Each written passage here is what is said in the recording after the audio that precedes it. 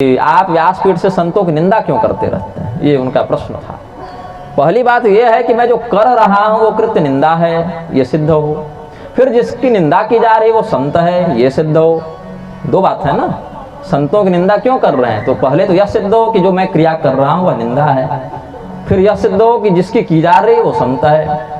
क्योंकि अगर वेश की बात कहें तो कालनेमी का वेश बड़ा तगड़ा था। अगर क्रिया की बात कहें तो बैठकर राम राम ही कर रहा था, लेकिन हनुमान जी ने प्रणाम नहीं किया, पूंछ में लपेट कर पटक दिया। क्यों पटक दिया? क्योंकि वह धर्मध्वजी था।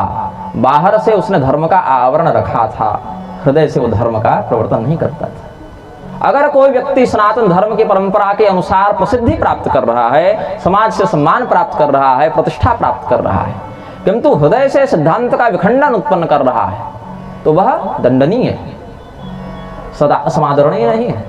न पूर्वाचार्यों ने ऐसे व्यक्ति का सम्मान किया है। अभी मैं कुछ ग्रंथों का अध्ययन कर रहा था, एक स्थान पर किसी आचार्य ने लिखा था, आचार्य शब्द भी कलंकित है उनके कारण ऐसे कह दें तो, उस व्यक्ति ने लिखा था कि सीता जी का परित्याग करने वाले राम जी भगवान नहीं थे, भगवान श्री राम दशरथ पुत्र श्री राम कोई और थे। और ये जो सीता त्याग करने वाले राम है वो कोई जैन धर्म को मानने वाले, जैन मत को मानने वाले कोई व्यक्ति थे, ये भगवान नहीं थे। इतनी बड़ी बात उन्होंने लिखी, मैं बताऊं कौन?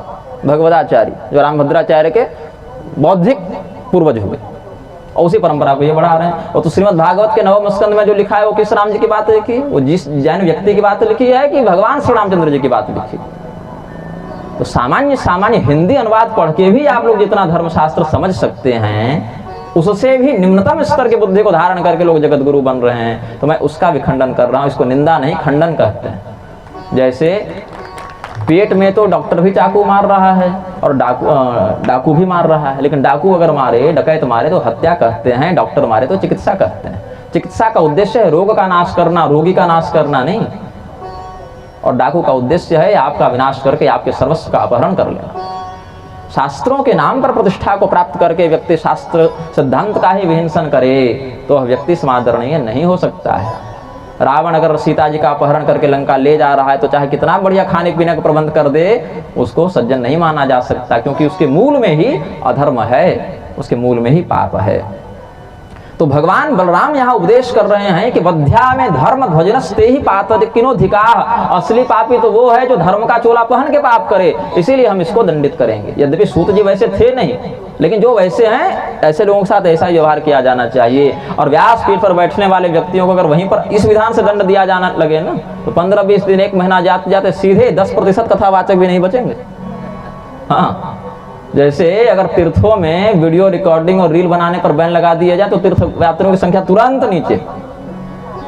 अगर कह दें यहाँ रील बनाने पर सीधे उम्र कैद या कारावास से जो भी है, कुछ नहीं 10 कोड़ा वहीं खड़ा करके मारे हैं, तो ये जितने बांके बिहारी के दरबार में भीड़ लग रही है और केदारनाथ में रील बन रहे हैं और सबको भगवान महादेव और भगवान कृष्ण एकदम हृदयस्थ हो गए हैं, तो सब भगवान तुरंत विसर्जित होकर अपने अपने धाम को चल जाए। तो ये पर्यटन स्थल के लिए नहीं है, मनोरंजन के लिए नहीं है, आत्मरंजन के लिए है, ब्रह्म प्राप्ति के लिए है।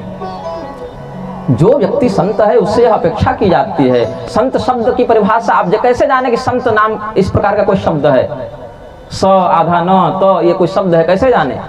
शास्त्रों ने बताया कि संत कौन है, कैसे, तो लक्षण भी तो बताया। ब्राह्मणा श्रुति शब्दाश्च देवानां व्यक्त मूर्तयः, ये सब परिभाषा है ना। वेद के मंत्र जिनमें नित्य प्रतिष्ठित हो, उसका सार जो समझते हैं वो संत हैं। यहाँ तो जो व्यक्ति कह रहे हैं, रामभद्राचार्य इत्यादि या बागेश्वर धाम का भी वक्तव्य आया था इसमें कि वेद मंत्रों को बदल दो, देव शांति को देव क्रांति कर दो, तो शास्त्र की दृष्टि में तो संत तत्व की परिभाषा विखंडित हो गई। आप जो है चुनाव आयोग से बिना छाप लिए चुनाव में खड़े भी हो जाएं तो आपको चुनाव आयोग मान्यता तो देगा नहीं। लोक दृष्टि में जब ऐसे व्यवहार, बिना रजिस्टर्ड किए आप एक कंपनी नहीं खोल सकते, बिना प्रमाण पत्र लिए आप सड़क पर समोसा नहीं बेच सकते आजकल खाद्य प्रसंस्करण विभाग की अनुमति के बिना। लेकिन आशा करते हैं कि लोक परलोक को प्रत्यक्ष रूप से प्रभावित करने वाले, स्पष्ट रूप से प्रभावित करने वाले महानुभावों के चरित्र जो है सो ऐसे ही भुला दिए जाए, उपेक्षा कर दिए जाए, क्योंकि उनके 1 लाख चेला है। तो कौरवों की सेना तो पांडवों से 4-6 गुनी अधिक ही थी, उससे क्या प्रभाव पड़ गया?